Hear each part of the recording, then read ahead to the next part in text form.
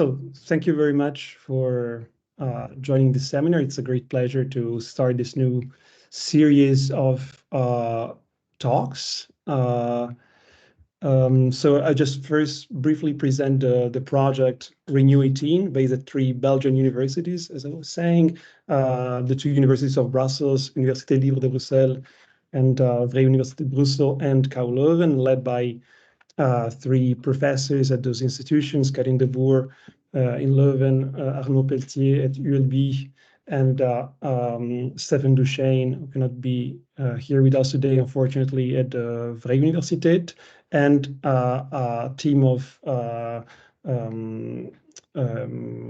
other scholars, so 2 postdocs, myself and Annie Blome, and Ovidiu, so 3 postdocs, and 3 PhD students, Leone Zellini, Casper De Witt, and Olivier Claude.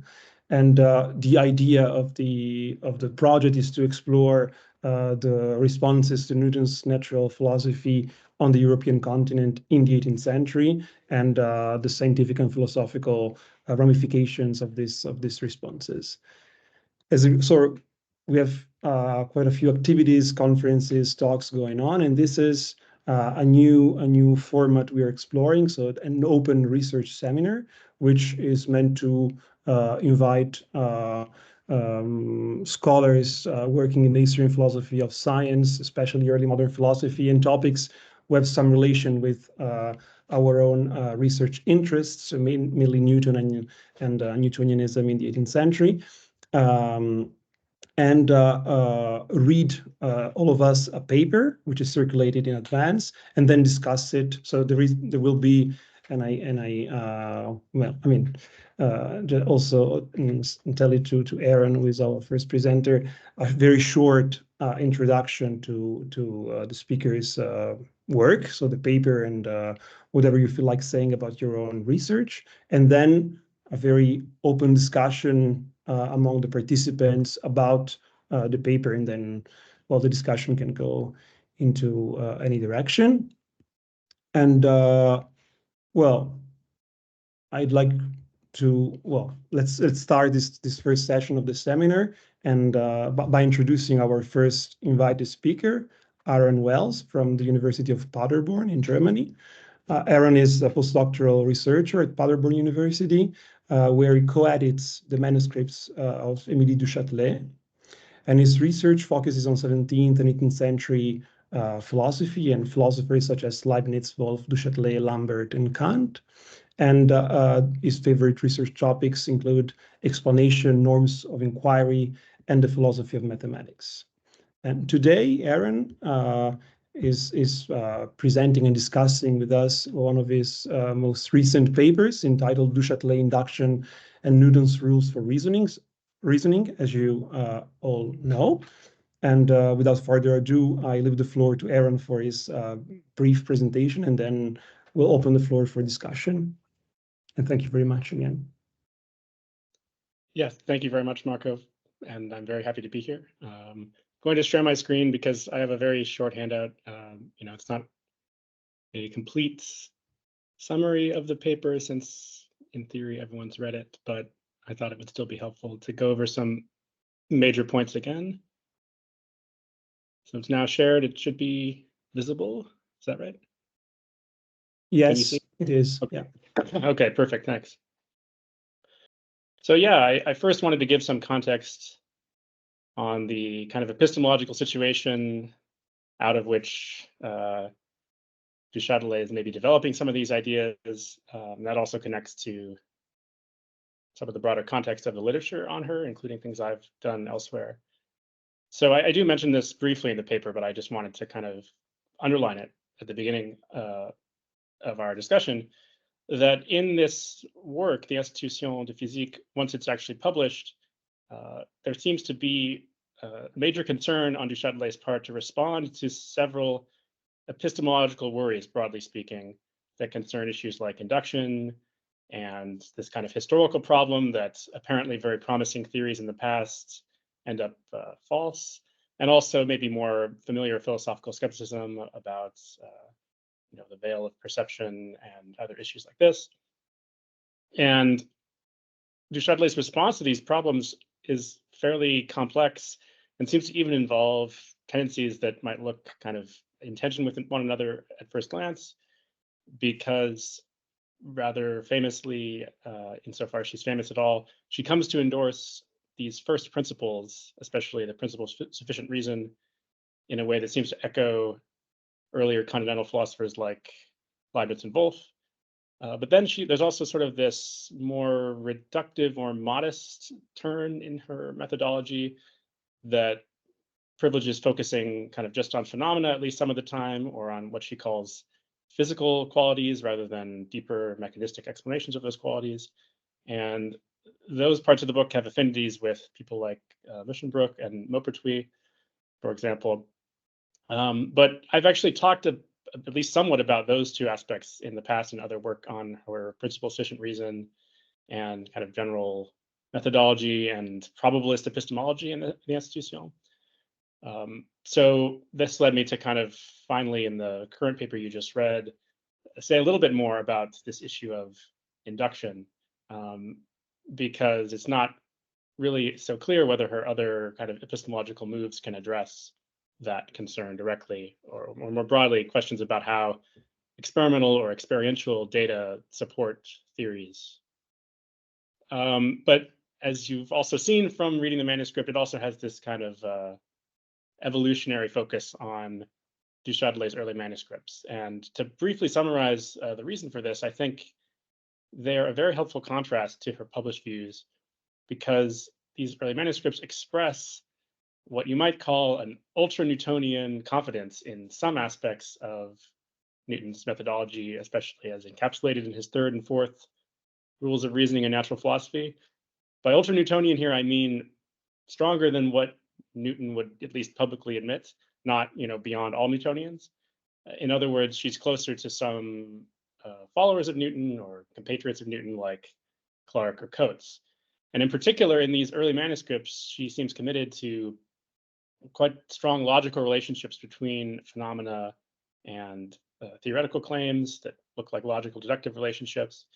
And she also draws quite strong conclusions about the inherent or intrinsic properties of bodies. And these are both things that Newton himself was quite cautious about. So that's sort of some helpful contrastive background, I think, before we move to the published work. And I'm skipping over a lot of the details from the paper here, but I just want to now flag sort of the two main upshots in that published work related to Newton's reguli. The first of these is that in the new published work, du Châtelet adds a discussion of hypotheses. It seems not to exist in any of the manuscripts we have available. And that discussion includes a rule that in some contexts actually comes quite close to Newton's rule 3.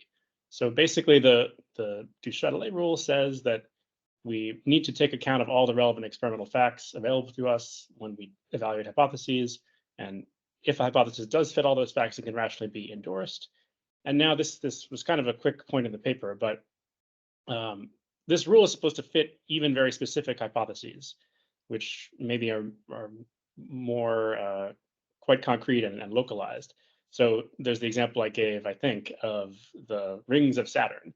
And so in that case, there won't really be very much convergence with Newton's rule 3, because the hypothesis isn't about general properties that are kind of sort of spread throughout all matter. It's about rings around Saturn. But there are also many other hypotheses that do have a kind of general, or at least fairly general significance. For example, hypotheses about electricity, or the repulsive force of matter, or Galileo's law of free fall, etc. Anyway, she describes all of these hypotheses, or several of them, as demonstrated, and she appears to make this leap on the basis of the assumption that because all the relevant experimental facts support this, we can draw a general conclusion. Now, as for rule 4 from Newton, in the same discussion of hypotheses, du Châtelet seems to say that once that previous rule has been satisfied, once we kind of have at hand a hypothesis that satisfies her rules of inquiry, then we can take that hypothesis as true or as morally certain until it's dislodged by a contrary experiment or experience. And this is noteworthy because it allows her to be an endorser of some hypotheses, but also criticize hypotheses we might call speculative, that lack empirical support, and she has some quite negative things to say about these sorts of hypotheses. She calls them the poison of philosophy, for example. And I'll come back in just a moment to some further implications of that criticism. But first, I want to say just a few more things about the kind of chronological developments of du Châtelet out of the manuscript and into the published work. I'm not going to reiterate everything in the paper. This is just like the three biggest points maybe for the current discussion. So I want to say first that in the published work, du Châtelet is now fully on board with probabilism.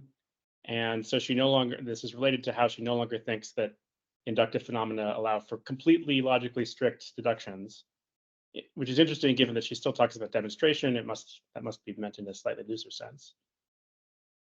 And second, compared to the manuscript, she's quite cautious about any conclusions regarding bodies' inherent properties.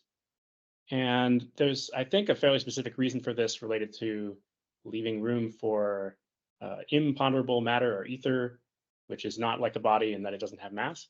In any case, leaving that aside, there's a third very clear change that's very evident, that the earliest chapters of this published work go into a lot more theology and metaphysics than the surviving manuscripts. And this framework seems to help back the success of induction and hypothesis formation in a way that we don't really see in the early manuscripts, which were more what you might call experimentalist or empiricist.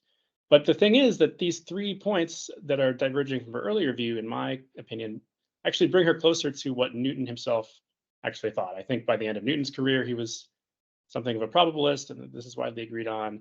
That he was also very cautious about inherent properties, and that his reguli are, in fact, backed in some way by theological or metaphysical presuppositions. They're not just primitive in the way that Châtelet thought they were in her early manuscripts.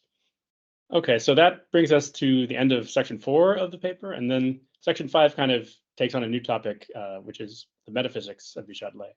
And I just want to go through this briefly because it's something I want to keep working on in the future beyond this paper.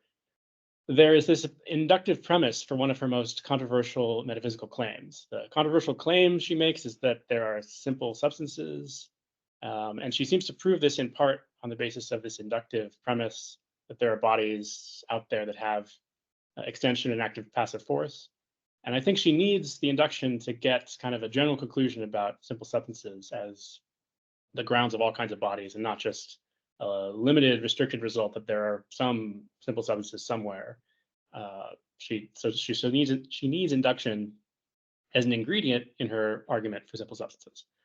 And I think that also interestingly fits into her remarks on these speculative metaphysical claims or other hypotheses as the poison of philosophy, because it's sort of a well-noted point that given that du Châtelet criticizes these speculative claims, she may not be entitled to her own metaphysical simples. You might think that those simples are not observed, and so she ought to reject them as merely speculative too. But I think she has a way of at least being consistent on this score, as long as we grant her that the principle of sufficient reason, one of her main sort of first principles of reasoning, that principle is natural and obvious to anyone who reflects on anything, which in her categorization makes it a non-speculative and non-problematic part of metaphysics, as opposed to the other objectionable part of metaphysics. So if she's granted that the principle of sufficient reason is natural and obvious, and we also let her have the premises about extension and active force of bodies, then she can develop this kind of modus ponens argument for the existence of simple substances that combines in its premises just the principle of sufficient reason and these inductive assumptions about matter. And if so, even though, of course, the premises are very controversial, her derivation of simple substances will not fall under her criticisms of objectionable speculative hypotheses, which, for example, focus on how, in her view, a lot of so-called metaphysical claims are about things we can never know, while her principle of sufficient reason we sort of always already know somehow, and induction is something that's also knowable in some way, given her rules for induction or for hypotheses. So in sum, these kinds of induction assumptions, I think, play a role in her metaphysics and not just in her so-called physics. So this then leads into a few further questions for research, which I hope to address in the future, and hopefully other people will work on them too, because they're difficult. So the first such question that I raised fairly explicitly in the paper is just what exactly are du Châtelet's views on the relationships between evidence and hypothesis? She, even in the published work, she sometimes suggests this is a kind of necessary connection, which doesn't really leave room for a hypothesis to be gradually supported by more and more evidence and raise its probability, which is what she says is supposed to happen. There's also a question about how she breaks up hypotheses into conjunctions and says that a hypothesis can have true conjuncts and also false ones, and that we can sort of pull those apart in a clear and not underdetermined way. So she's like right at the verge of the famous logical problem of underdetermination, but doesn't quite address it, or maybe she does and I haven't noticed. Anyway, that this is worth further clarifying. So that's question one. Question two, I kind of flagged this very briefly in a footnote in the paper. She read Christian Wolff, and Christian Wolff also has an argument for simple substances that involves some kind of experiential evidence and also involves the principle of sufficient reason, but may be different from her argument in important ways. One way is that I think hers is maybe more explicitly reliant on induction. Another is that Wolff's seems to maybe not be valid, but that's a question for another time. In any case, that's a big question that I want to work on in the future. And then finally, this is maybe an obvious question. The current paper was very restricted to these, just a couple of Newton's rules, which I think most scholars agree do not really give you a complete methodology for science. They give you a few constraints and maybe some help with your inductions. So there's a much bigger story to tell about how these rules for induction or hypotheses would fit into the broader methodology and of this institution, and also of her more kind of experimentalist works, I guess you might say, on like her essay on fire and topics therein. So that's a big project for the future. And yeah, now I think I can leave it up to questions.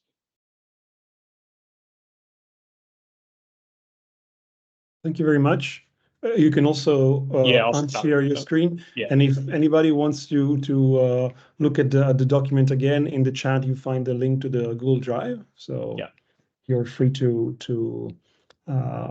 read it again while we discuss. Well, maybe to break the ice and start the discussion, I might ask a question and then leave the floor to anybody who wants to ask a question. And so I'd like to start from a passage of your paper. It's page 9. I will read the sentence, so no need to take the paper to have the paper under your eyes. The reappearance of necessary consequence relations suggests continuous hesitations on this point, and also that she, du Châtelet, did not take a straight path from Newtonian to non-Newtonian methodology. So the question concerns the big picture. So do you really think that she took this path at all from Newtonian to an anti-Newtonian methodology? And more generally, the question points to du Châtelet's relationship to the Newtonian trend in 18th century natural philosophy, because, well, you seem to suggest that she holds on to some Newtonian beliefs, but never really clarify where she stands with respect to the development of Newtonian current in the 18th century. Yes. Well, so let's see. There was the first aspect of the question was whether she exits Newtonian methodology entirely. So no, I was trying to argue in general in the paper that she doesn't. And I take that the idea that she does or has a conversion away from it is an older strand in the scholarship on du Châtelet dating back to the 60s, but I don't consider it to be accurate. So yeah, I guess I don't think it's an all or nothing sort of question. And I thought that in this paper, I was trying to show some ways in which she remains within the ambit of Newtonian methodology with respect to these rules for hypotheses. I think another way that she does is something I mentioned not so much in the paper, but in my initial remarks. These kinds of elements of epistemic modesty in her institution concerning things like mechanistic explanation.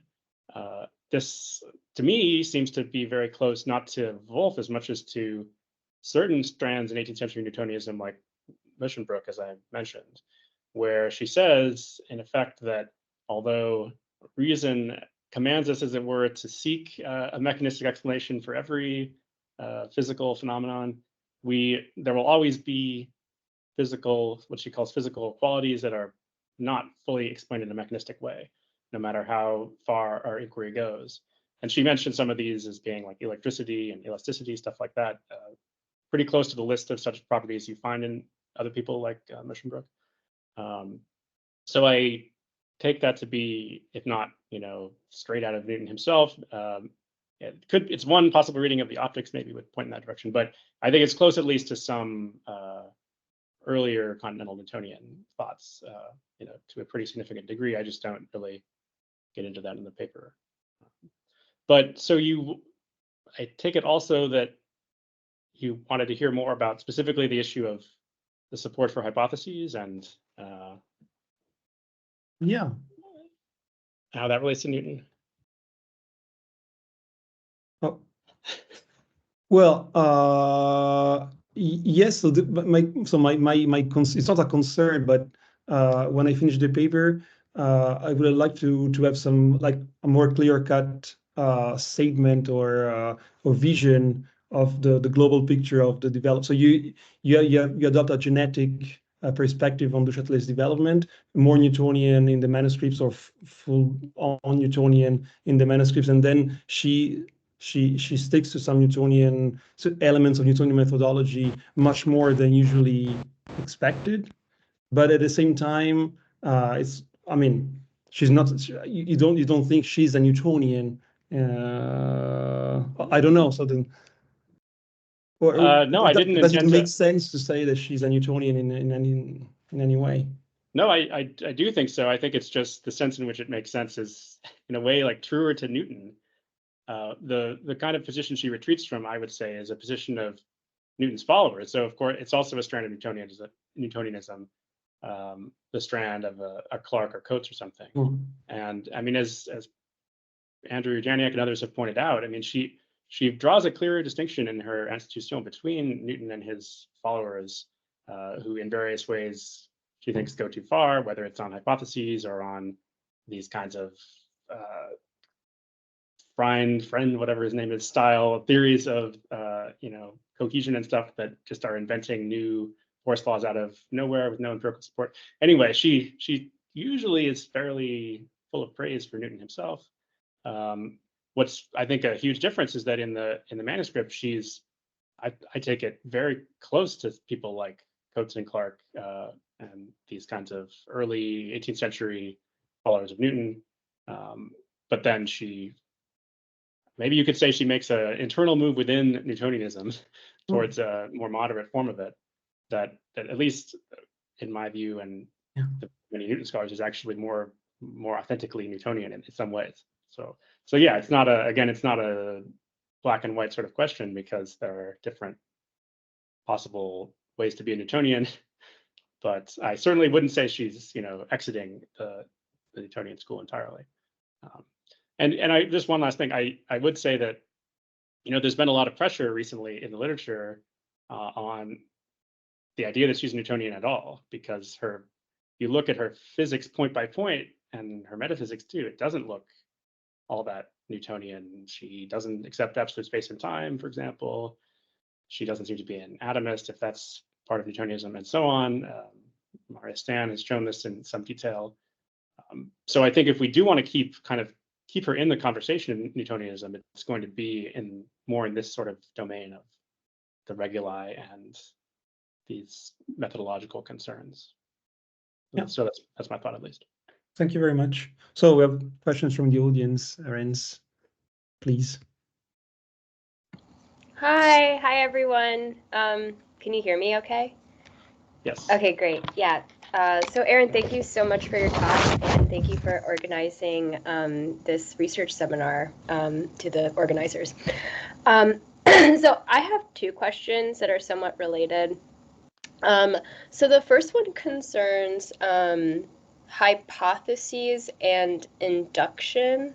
So I take it that you want to say that Du Châtelet kind of accepted Newtonian's view of induction as articulated in the rules, but that she might not have agreed with his views on hypotheses.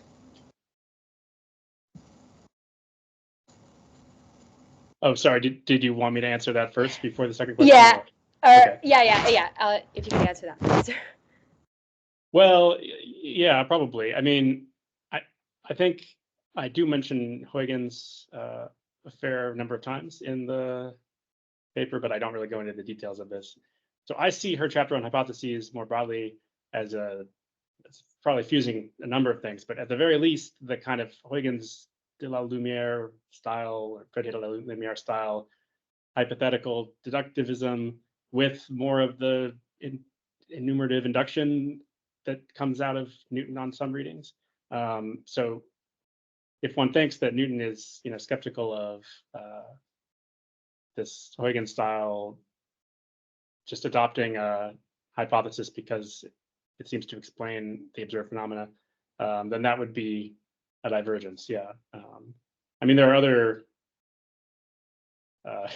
other issues of more specific issues where they diverge as well. Newton doesn't think that attraction is a hypothesis. Du Châtelet thinks it's maybe not even a hypothesis, or whatever it is. It's maybe a hypothesis about phenomena, but it's not proven. So there are lots of questions like that. But yeah, are there more specific features of her view that you are interested in my take on with respect to Newton? Otherwise, it's a large question, I guess. Oh yeah, I guess I just meant like in the context of your paper, how you were saying that she kind of accepts induction as articulated in rules 3 and 4, and you kind of interpret her statement or her definition of hypotheses as like expressing this view of induction. And so I guess I was just wondering if whether one can make a distinction between like a hypothesis without the inductive part, right? So induction would be like a method, and then a hypothesis would be like a proposition that kind of plays out in that method. And so I was just wondering if right, so can she accept the method and still say like, well, I don't really accept how Newton thinks about like hypotheses and propositions or something like that, which she does mention. So I guess I was just, sorry, I don't want to. No, that's good. I mean, so I guess I do get into this a bit in the footnotes, but it's tucked away. I mean, there is this question about what does Newton think about hypotheses, obviously. So, I mean, I tend to think that he actually has a lot of hypotheses in this non-pejorative sense of experimental hypotheses.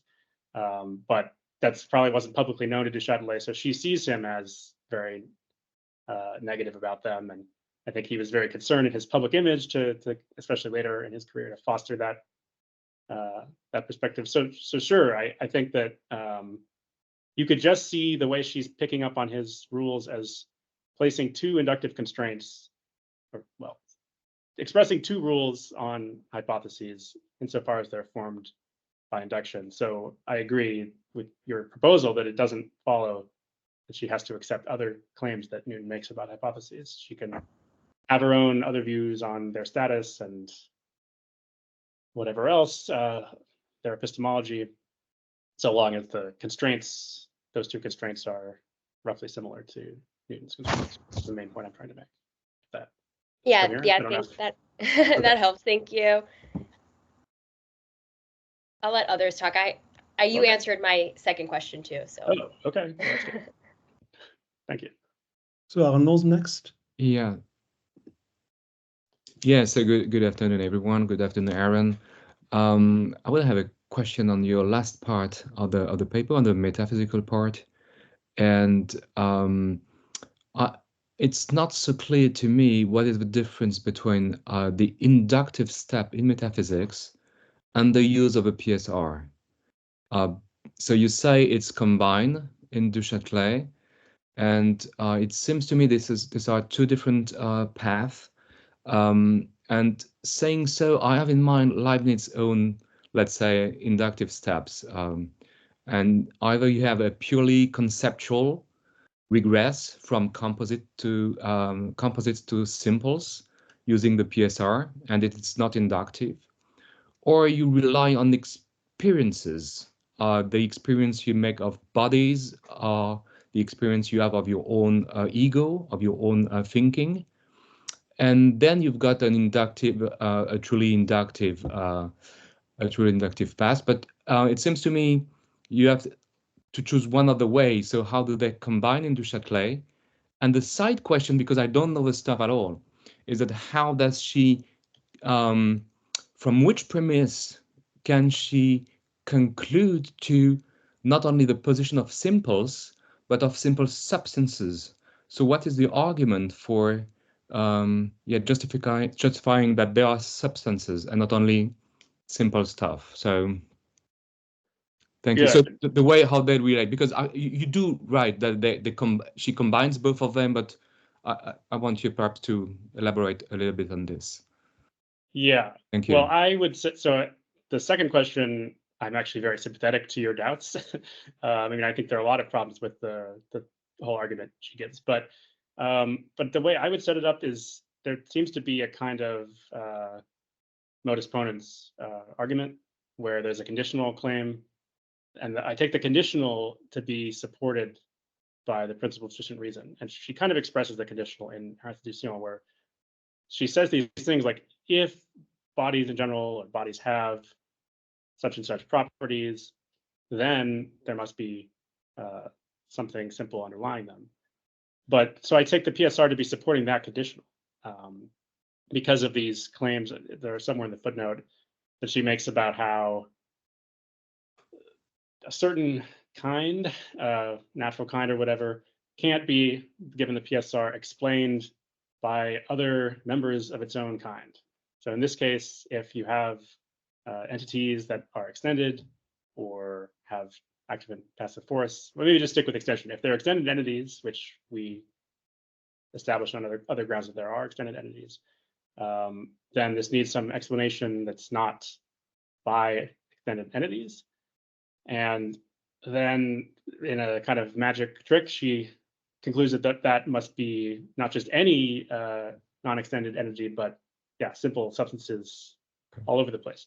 But you might try to, you could try to refine it a little bit by saying, maybe going case by case, like for every body, you could run that kind of argument. So the extension of that body couldn't be explained by the extension of some other body. So for that specific body, there must be some entity that grounds it that's not extended. Maybe then you could hopefully get a plurality of simples and not just God. So that's just the more a priorist PSR part of the argument.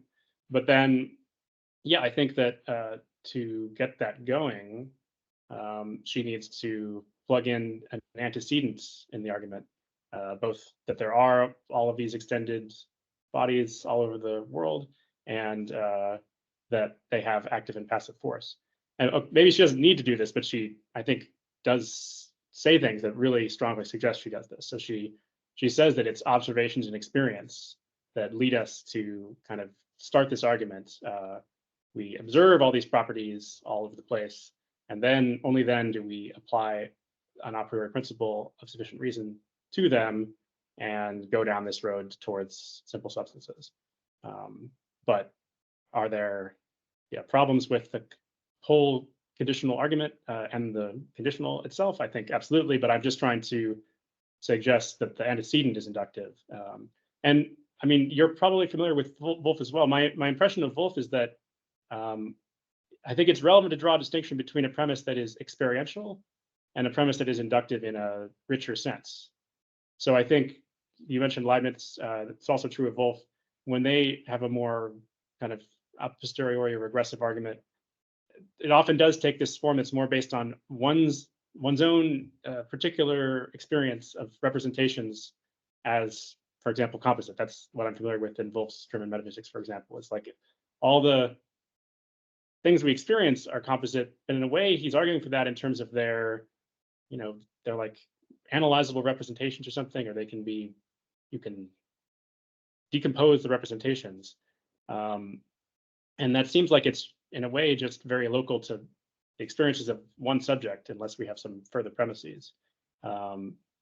So it seems like there's less of an inductive presupposition just built in that argument, at least, even though there certainly is an experiential or a posteriori component in both. I don't know if you'd agree with that distinction, but I don't know about both. I could say about something about Leibniz. Okay. That's fine. That's fine.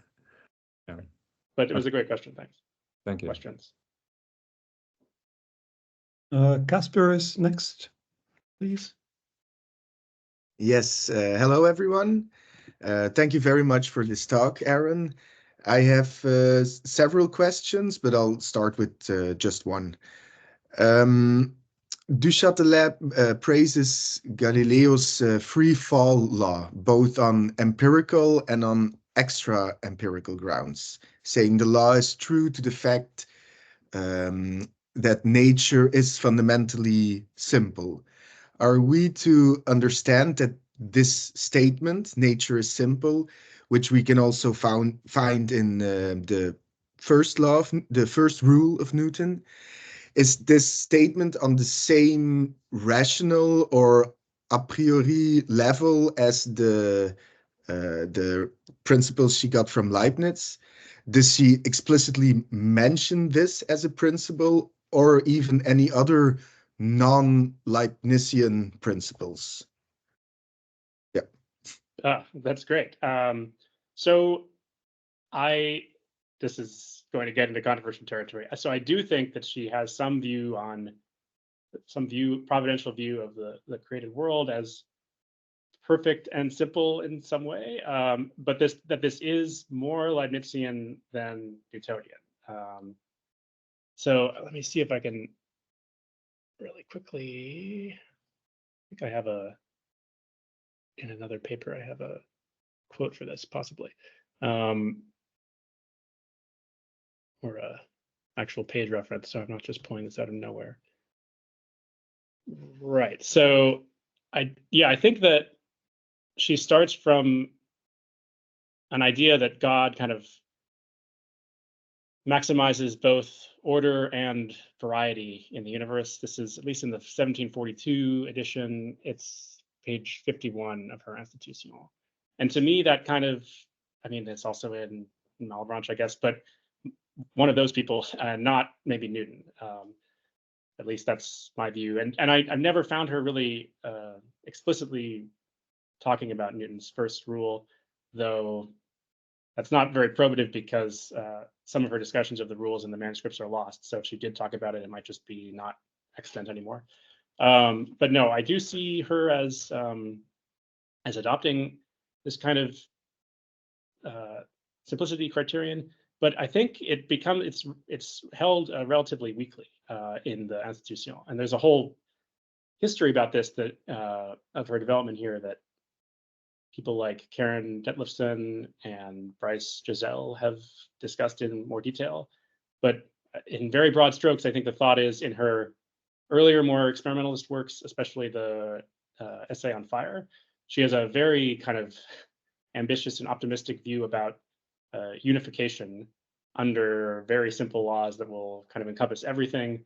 And that ambitious unificationism might also stem from these kinds of providential ideas. And she, in fact, makes claims in her fire essay about this, that that there's this route via analogy that's been given to us apparently by God to help us discover things. And she pursues this in a very kind of speculative and maybe overly bold manner in the fire essay. But then in her other later works, like her unpublished Optics and her Institutional itself, it seems like she's now viewing, as you mentioned, this unification goal as a kind of extra empirical virtue of theories, but one that's extremely defeasible. So she talks much more about hypotheses that would be very explanatory and unifying if they were true, but unfortunately they aren't. So she actually says this about Newtonian attraction, like that it can't be fundamentally true, but it would be wonderful if it were. Maybe even this is what she also says about Descartes' vortices to some degree, that she actually likes that theory from a kind of first principles perspective. And then the optics, she has some similar remark about like some kind of ether theory in optics that she says it would, marvelously unify and explain everything, but it's actually not supported. So she's much more sensitive, I think, to the need to inductively or observationally support things, and that even if it would be, it's a lovely hypothesis in in and of itself in terms of unity and unifying things under laws that are very diverse. If it's shown to be false, then it's shown to be false, and that we just have to perhaps abandon it. So in that sense, she's maybe become more of an empiricist in the institutional than previously. Okay, thank you very much. Okay. Ovidiu, please. Yeah, thank you very much. Can you hear me? I guess you can. Yeah. Thank you very much, Aaron. Yeah, just a small kind of point connected to the discussion. So I really like on page 10 that you are kind of arguing that du Châtelet can be read as doing like this inductive metaphysics, right? But I wonder if there could be some argument for, considering the fact that du Châtelet needs to have some sort of metaphysical principle of like uniformity of nature or so on, in order for her to be justified in saying that, we can inductively warrant certain conclusions about matter and so on. So I wonder if you couldn't read all this argument as, no, du Châtelet is still more a prioristic in a way, but like the fundamental metaphysical principle is just like, nature is uniform. And then you go on and build inductively from there, right? Because you kind of need it as a kind of presupposition, right? So I wonder what your thoughts on this are. No, I agree basically with that idea, or with some version of that idea. Maybe in the terms of Wolffian special metaphysics, you might say that she's an inductive metaphysician about rational cosmology, like the worldly or created substances, but she's not an inductive metaphysician about rational theology, like about God. And then, yeah, is she an inductive metaphysician about the principle of sufficient reason? I don't know, probably not either. So, but I think you could have make these kinds of claims about other 18th century people of whom it's been said they have some inductively metaphysical traits. Like Wolff, I think some of this might be true. There's at least some bedrock in Wolff where eventually we're just going to be talking about ideas in the divine understanding that have no sufficient reason and they're necessary, and no induction is there.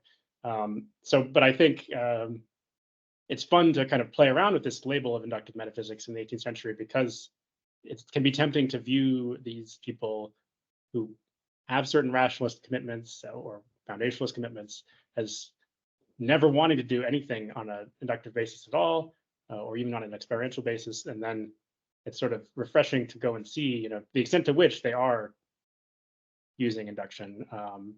But that's not to say that they're only using it all the time and becoming, truly radical inductivists. Certainly, I wouldn't say she's doing that, but that's a good question. Thank you.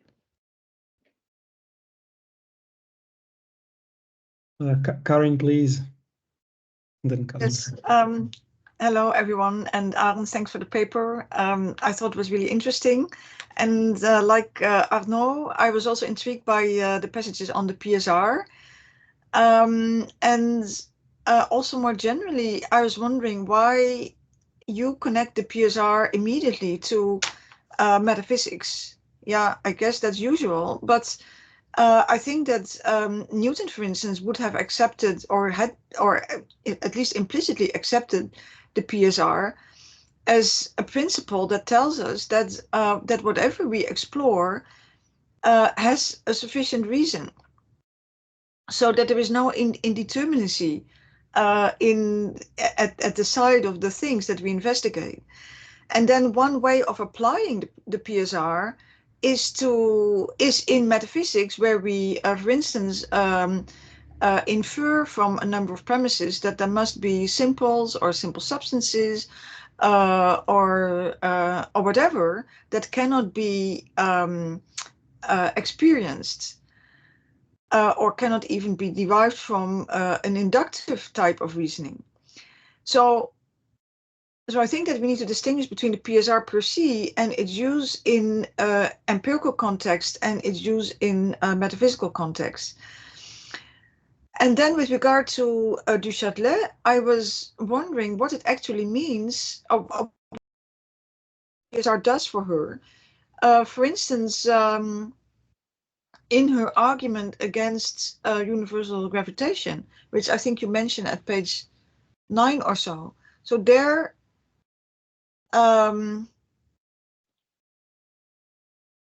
yeah, so she according to your interpretation or your summary, she claims that Newtonian action at a distance conflicts with the principle of sufficient reason.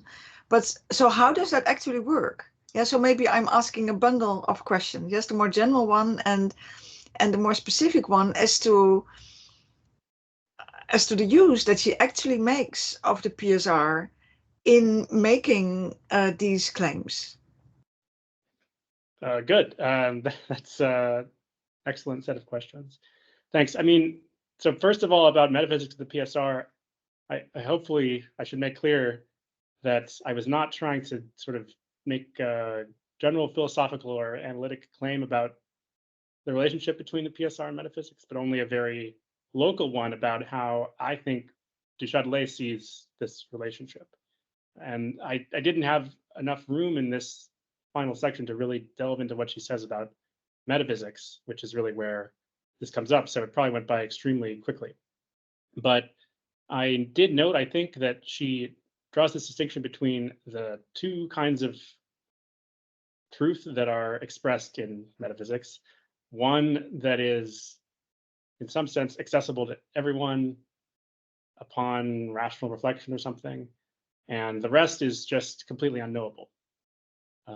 And so she turns immediately from that to introducing two principles that are principles of all of our knowledge. And this suggests that she views those principles, she also goes on to say that those principles are self-evident and known to us in this sort of natural way. Claims that she makes about very few other things in the so-called metaphysical chapters of her Institution. And so that, combined with the fact that she does describe this first chapter on the principles of knowledge as a piece of her work in metaphysics, suggests that she is regarding these principles as metaphysical principles in some sense. And as you note, there is a precedent, a kind of precedent, for seeing general first principles as metaphysical. I mean, originally, like in Aristotle, these would be principles of being in general, not necessarily principles of connaissance. But still, the idea that metaphysics is not just ontic, but is somehow also expressing these giving principles seems to have a fairly well-attested heritage in the history of philosophy. Of course, there are many other options and other ways you could see the PSR. I just think this is what the best way of making sense of what she's doing is to see it as part of metaphysics and not something else. Okay, but so, wait, so okay. But so before we move on to the more specific point, okay. I would like to ask a follow-up question, yes, or make a further remark, because I agree that it makes a lot of sense to treat the PSR in a metaphysical context. Yes, in terms of since it is a kind of fundamental principle that is somehow presupposed in all our attempts to acquire knowledge of the world. But I was more interested, not so much in the, as it were, the status of the PSR, but in the various ways in which it can be used.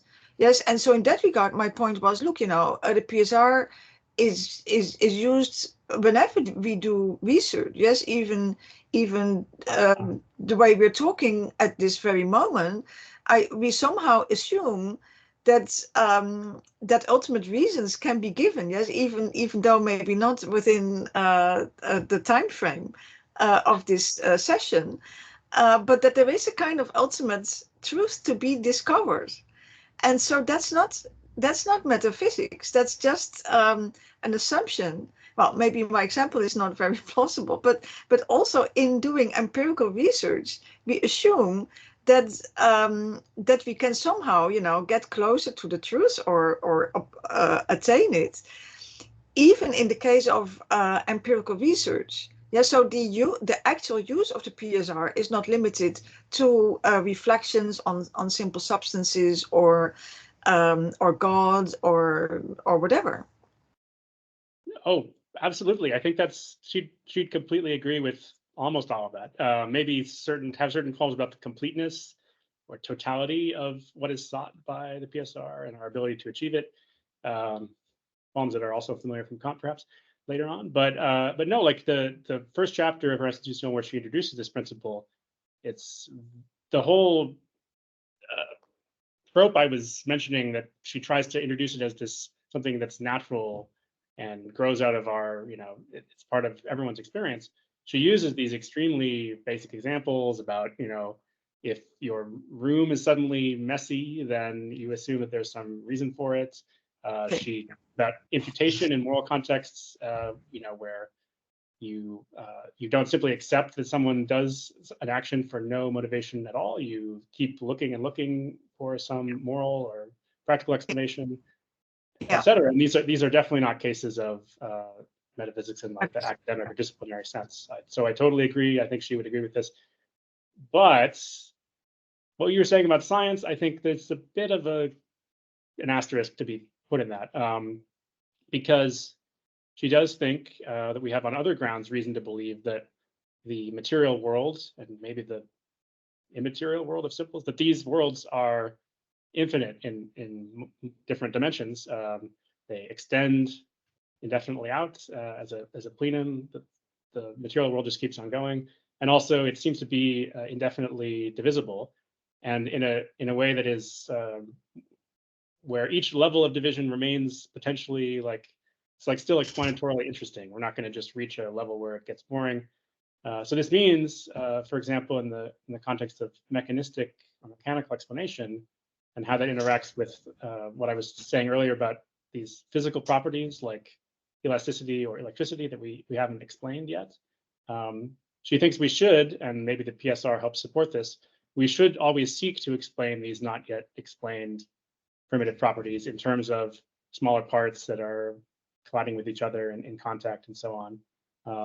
And we might get lucky and, for a given case like attraction or elasticity, give an explanation. But she thinks that once we give that explanation, there will still be some, at that lower level, there will still be some unexplained physical properties that we have to take for granted, because we haven't yet reached the lowest level of composition. So we'll have to make these assumptions once again, and so on ad infinitum. So there never can be for a finite being a complete mechanical explanation. And also we can never have like a total God's eye view of the cosmos, a point that she emphasizes very frequently. We'd have to become God to do that, or to trace a cause of a single, collision back all the way through time, another infinity problem. So in those respects, there is going to be a limit given by our finitude on what we can actually achieve. And she thinks we shouldn't worry about this. And our finite explanations are not inconsistent with the PSR. So there might be other people who think that the PSR can only be satisfied if we can get complete explanations. And that's certainly a view that's viable. It's very internally consistent. I just don't think that's her view. So, but good question again. Thank you. Now, Casper has a second question. Just very short to go back to the inductive metaphysics. Just a short question. Does inductive metaphysics also mean probabilistic metaphysics?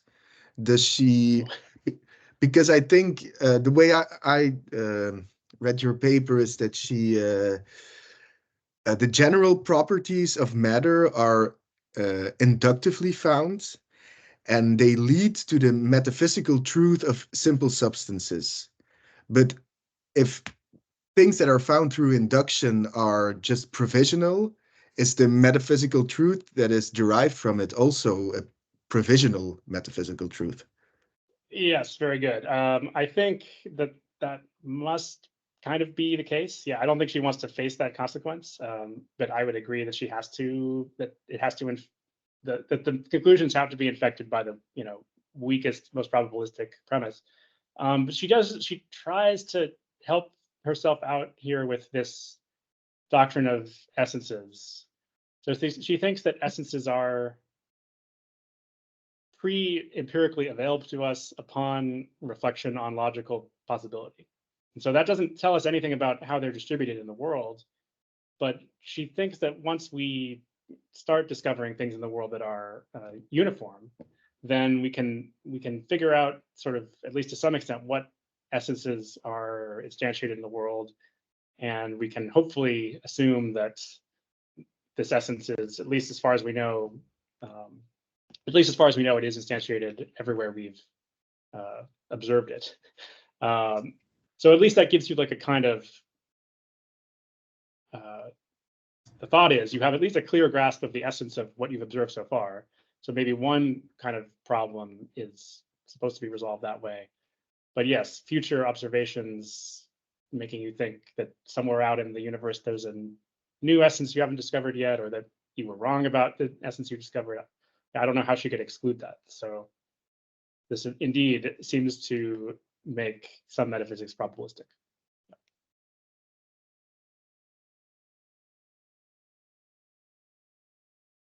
Ovidiu, please. Yeah, so this is mainly just my ignorance of du Châtelet, but can you talk some more about what simple substances are for her?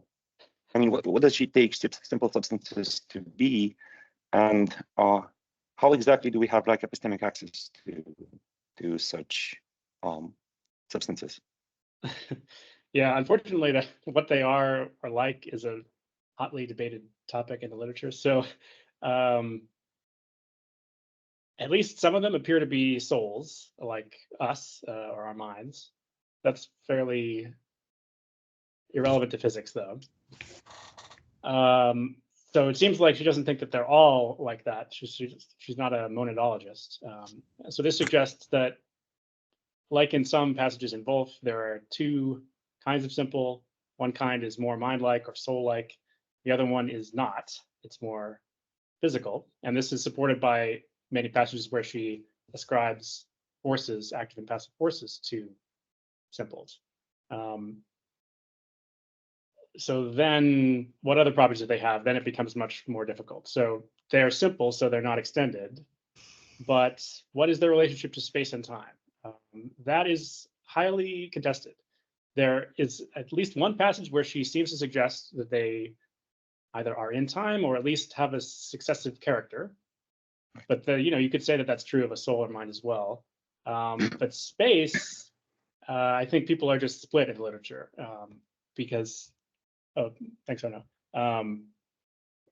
For space, things are tricky because even though they're non-extended, it's not really easy to find her saying totally explicitly that they're not in space at all. So they could be located in space, exercising forces somehow. So I couldn't. Yeah. Sorry, go on. So I couldn't like identify simple substances with forces just like that.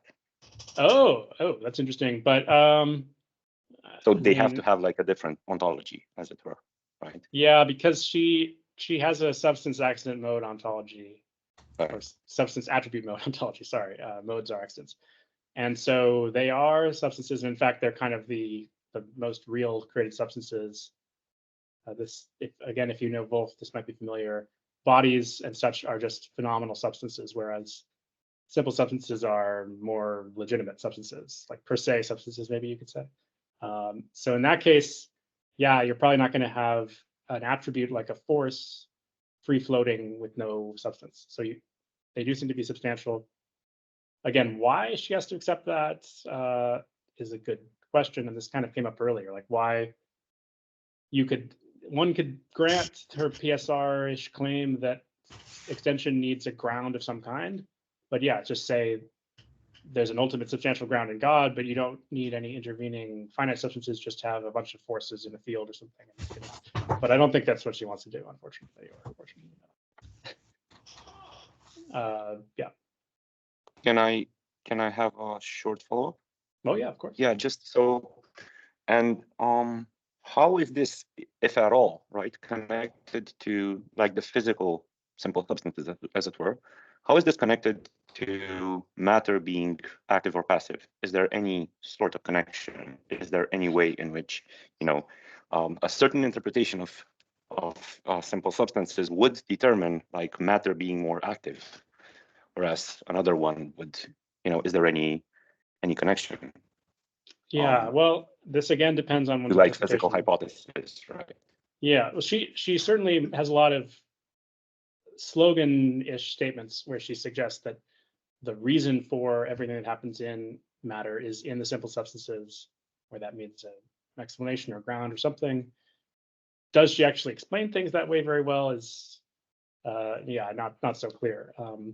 There are some interpreters though who think that because simple substances in Châtelet really are in space, they do just kind of compose bodies in a straightforward mereological, well, it would be straightforward, but they're points, so it's problematic. But it's not like a kind of, it's just a composition relation. And in that case, yeah, maybe you could say they just constitute bodies, and so their forces constitute the forces of bodies, and there you go, and that's it. And so somehow by observing the force of a body, we're not seeing the simples, but we do come to know the forces of simples just by observing bodily forces directly, because you can know a composite thing without knowing all of its constituents or something. I don't know. That's one way to go. I don't favor that. I think she does think that simples are not in space. I don't know what, you know, they're more like monads on certain interpretations of monads. And so then, yeah, their explanatory role is a bit mysterious, but that, you know, they might provide ultimate principles of unity or explanation. They play maybe more of a metaphysical explanatory role than a causal role, is how I would go, I think, here. Thanks. Leon has a question as well.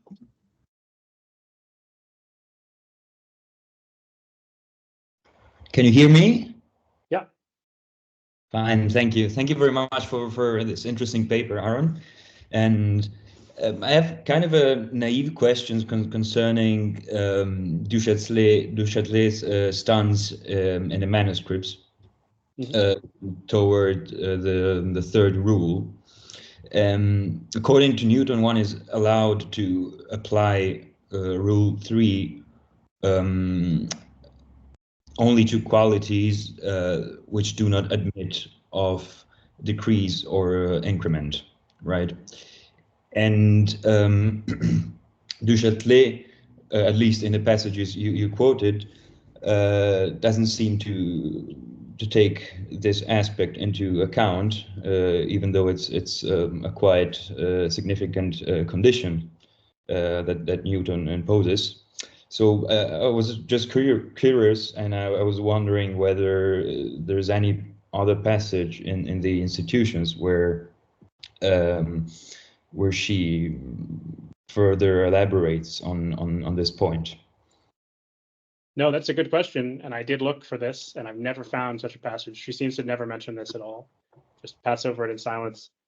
I mean, yeah, I think it is very important for Newton, but it's also very hard to pin down exactly what that distinction amounts to. So even though some of his followers did try to carry it on, I think she just, well, my speculation is she just avoids it because she doesn't think it's very easy to understand, but I guess one doesn't know.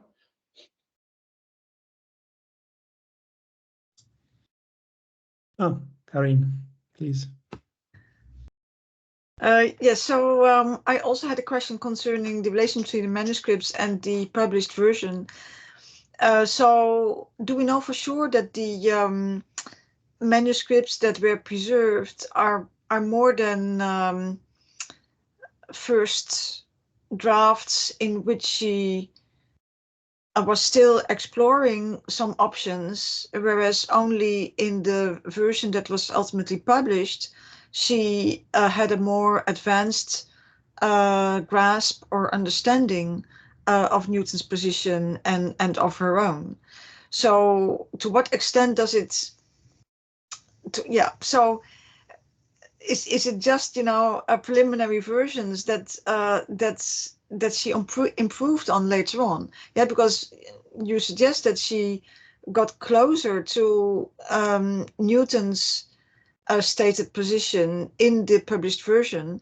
Maybe she was just improving as she read more and studied more and understood more, or is that not the case? Well, it's certainly possible. Yeah, I didn't want to draw a kind of normative judgment on this, whether she's improving or not, because I mean, for maybe this is just a figment of the kind of the way that she's been interpreted in the past, because there's been such an emphasis on sort of wholesale classifying different phases of her thought as either Newtonian or Leibnizian. I wanted to kind of just not immediately start with this idea that she's getting closer to Newton and is thereby more correct or not, and just try to assess whether her views are more Newtonian or not, and kind of suspend judgment on whether that's correct or otherwise. But one other thing, I mean, maybe this is in the paper somewhere, I think, that it is important to note the manuscript status of these passages, because they are not in the final version, so they are canceled out, but they are also fair copies that are intended for an earlier printing. So what happened is she literally had about half of the book printed at the slow pace that this happened at that time, basically up until around this part of the book, and then decided needed to stop, and she had to write some new chapters on Leibniz and Wolff, and it was reprinted later. But what that means is that these discussions of the rules are fairly polished, at least in the original fair copy version. There are some less polished revisions of them, but they were intended to be printed, it seems like, and that never happened. So they're not just kind of free floating notes. No, but what if she just if she just well, I'm repeating myself, sorry. Yes, understood things better. And so what is the value of the earlier drafts if they just if they just testify to her at that point more limited understanding of either Newton or Leibniz or of her own position? So because then you can simply say, look, at that point she had not yet understood X, and then she realized this, and then she decided to publish this new version. So that, I think, is a different approach to the earlier and later versions than saying, look, there's something very interesting. She has position X here, and she has position Y here, and where you compare the two positions, as it were, as if they were both the result of the same kind of thoroughgoing reflection. Well, yeah, I mean, I think that could be true. I just would need more evidence for that kind of reading before I adopted it. And I just think that nothing that I've said should really fully exclude that. But if there isn't any evidence that she had this kind of dawning of self-understanding, then I wouldn't make that positive assumption either. So I would, for the time being, rather just remain neutral on this. I mean, someone from a more radical Newtonian background, like some of her friends maybe, or associates in France, might have the opposite conclusion, that maybe she had a more kind of authentically Newtonian methodological spirit early on, and it was a wrong turn when she became enamored with this highly speculative and systematic metaphysics of the Germans. That's certainly how a lot of people reacted, like Voltaire, and she should have just remained ultra-Newtonian. Yeah. So it's a matter of point of view to some degree. Yeah, I don't know. Of course, as someone, I'm interested in German philosophy, so I like the introduction of that, but it does feel like there's a danger of being very subjective with our judgments here about what's her. No, but I guess that she. Sorry, I guess that she became, well, she introduced the Leibnizian Wolffian principles and developments, but with regard to Newton, I think she became more nuanced in her reading of Newton, right? I think both are aspects of the difference between the earlier manuscripts. Yeah, but I mean, I agree that's definitely one possible explanation, but I have an alternative possibility, which is that it's more dialectical, where she had simply seen, I mean, in a way, this is agreeing with you, but it's a little bit of a different picture, where previously she'd mostly been reading one side of a debate. And then she started, even in the revisions of the manuscript, seeing, oh, there are all these objections to Newton, and I have these new, epistemological worries and so on. So I need to hedge against this and sort of be a lot more cautious with my claims. Mm-hmm. And yeah, I agree in a way that's coming to a new understanding or something, but maybe you could also see it as, maybe there's something to be said for the boldness of her earlier views that were less hedged, and that also could have merit. I don't know. Yeah. Okay. Thank you very much.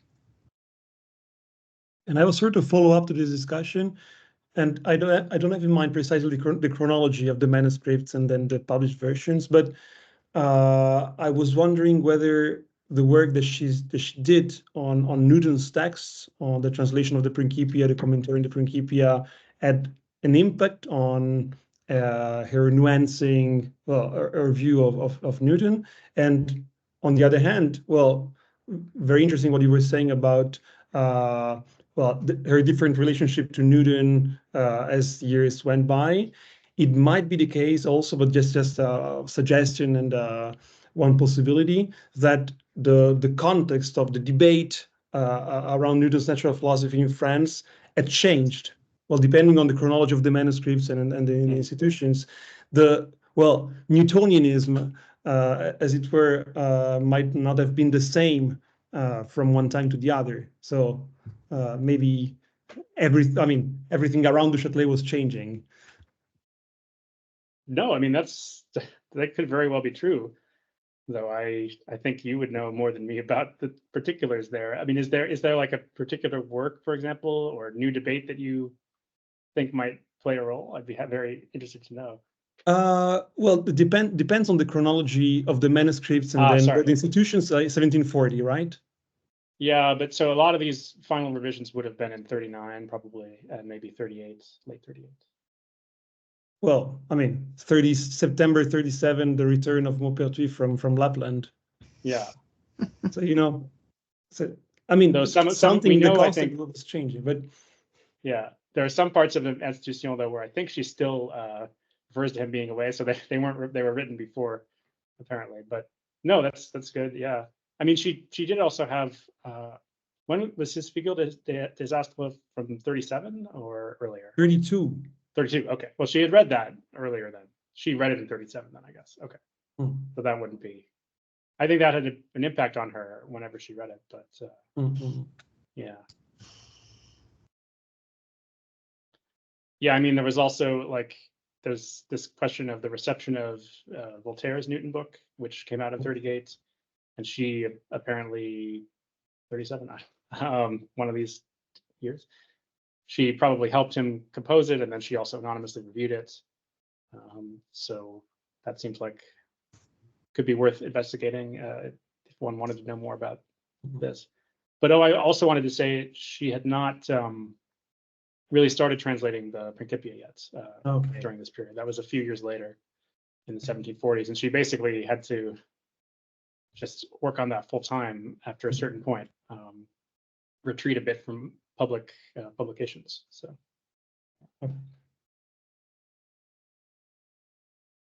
Does anybody want to jump in or to ask another question?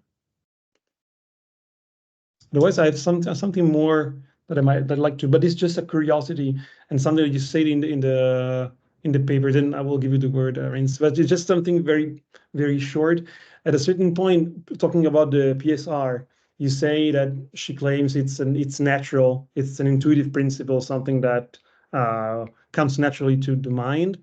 And this argument is kind of intuitive, like appeal to intuition and naturalness of the principle, reminded me of a classical argument from the Cartesian repertoire of the 18th century. Mechanism is intuitive, is natural, if you think of mechanism. So I was wondering whether du Châtelet would agree with the Cartesians or with some of the Cartesians on that, whether mechanism is also something natural.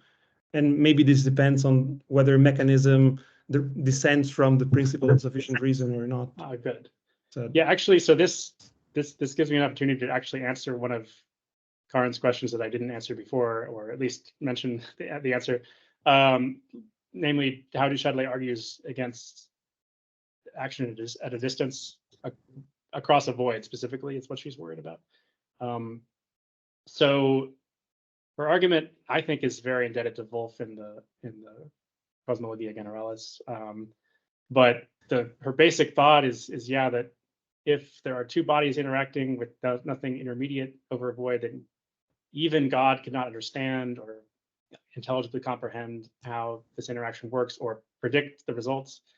And so that does seem to be, the flip side of that is how could God understand such an interaction? Well, if there were some more mechanical contact mediated interaction, I think. So yes, that is broadly Cartesian, but with the caveat that her matter also has forces inherent in it, which is also true of Wolffian matter. But I think there's a lineage there, yeah, that might also include Wolff to that kind of link between mechanism and intelligibility in the 17th century. Thank you very much. Was there another question? You can go ahead if you want. I had a small kind of follow-up to Karin's question or her comment about like whether or not du Châtelet distanced herself from Newton, or like you were saying, Aaron, that it's more of like a dialectic. I was actually curious about, so in the commentary to the Principia, it definitely seems like, at least toward the end of it, she's like raising specific like evidence against some of Newton's theses, like whether the whether the Earth is homogeneous or yeah, it's like a homogeneous entity or not. And yeah, and I guess I was just wondering if you think that, like, I haven't, read the whole thing in French, obviously, but whether she's also like more, whether the dialectic is there as well, or whether that is like a maybe an outlier case for you. Sorry, the dialectic is there in the Principia commentary as well? Yeah. Oh, well. Yeah, that is kind of a tough question. I mean, she seems to me, I would think she's in many ways more sympathetic to Newtonianism in that work than in the Institution.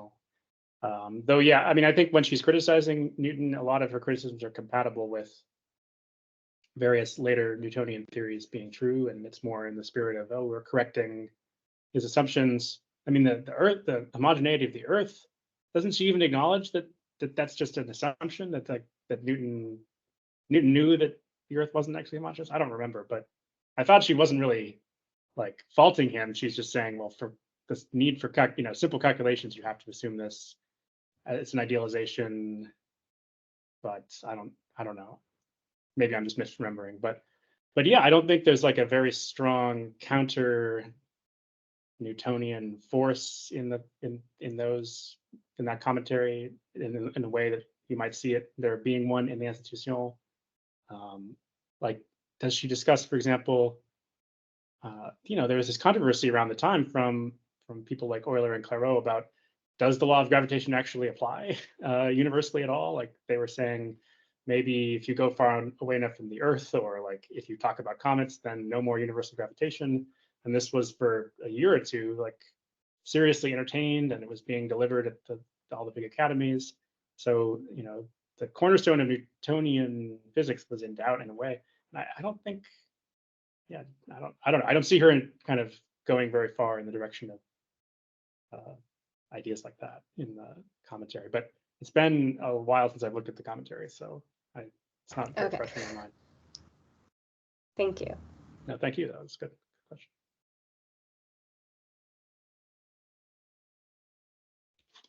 Is there any other question?